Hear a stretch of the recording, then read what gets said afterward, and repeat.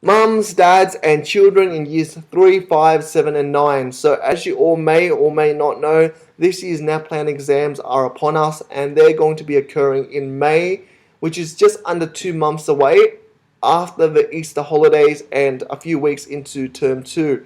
So, it's really important that we help you and your children prepare for this year's NAPLAN exams. And the way we're going to do so is create a series of videos which is going to break down some of the NAPLAN type of questions that you and your children, or your children more specifically, will be seeing throughout the NAPLAN exams.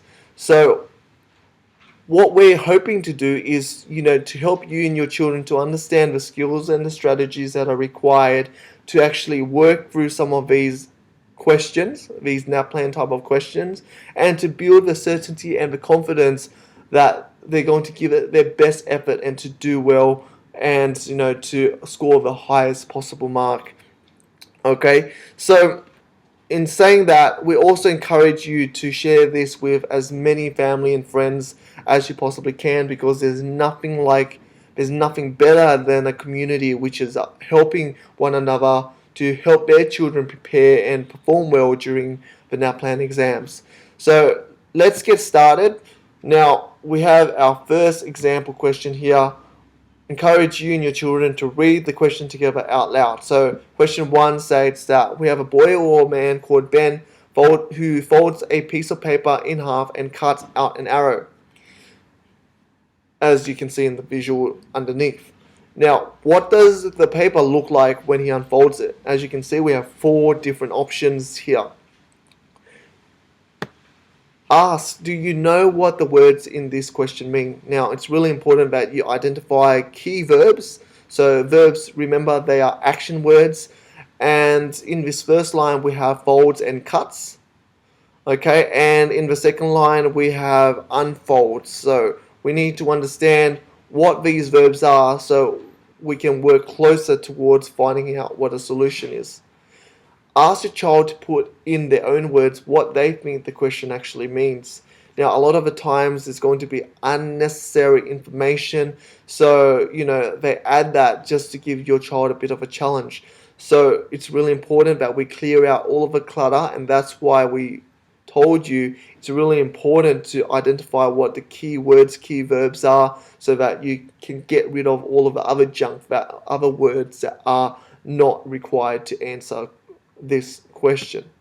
If possible, ask them to give a real life situation where they may need to use the skill being tested. So this is a great opportunity for you to have some arts and crafts fun with your child. So bring out an A3 or A4 piece of paper and some scissors, and we want you to cut out an arrow just as they did in the picture, where the pointy end is pointing towards the uncreased, unfolded edge of the paper.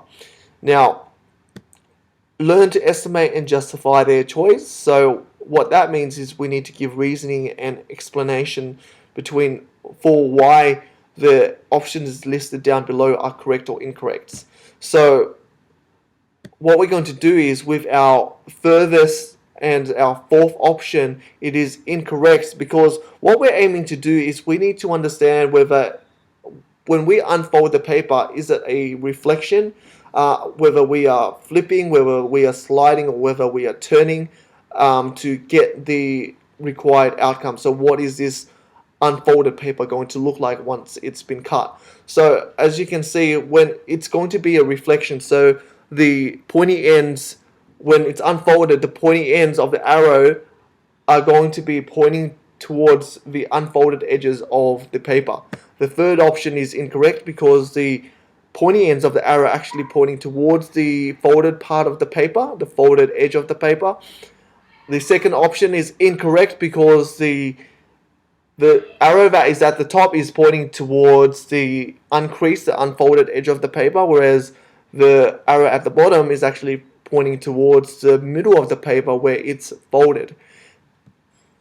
A great strategy is to work with other children or students and see whether they agree or disagree and explain why. Ask, so does this answer make sense?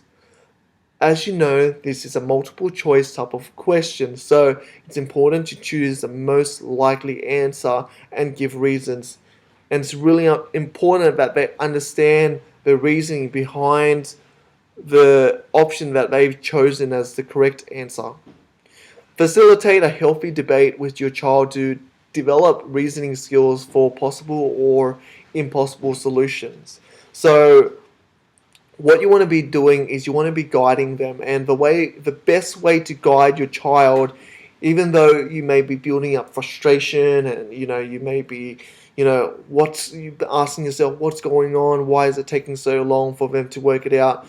We encourage you to be as patient as possible, and the best way to guide them towards the best answer is to keep on asking them questions, giving them small hints, letting them know that it may be incorrect or correct, and having them explain why they've chosen a particular option or why they haven't chosen a particular option.